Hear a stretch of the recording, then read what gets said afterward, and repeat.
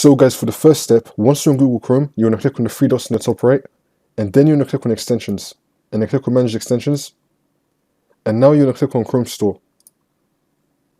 And now once you're on this, you want to search for the extension that you want. I'm just going to type in AdBlock.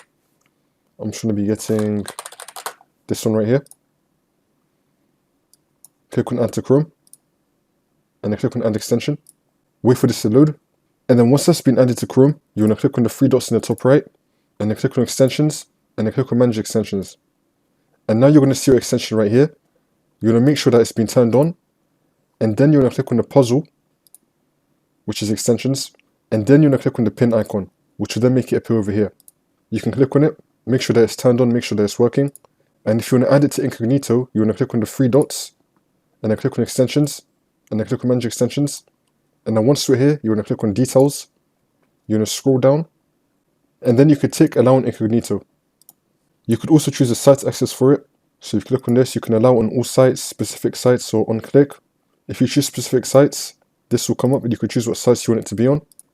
And yeah, that's how you do it. I recommend just restarting Chrome after you do this, and then opening it back up, and then you should be good to go.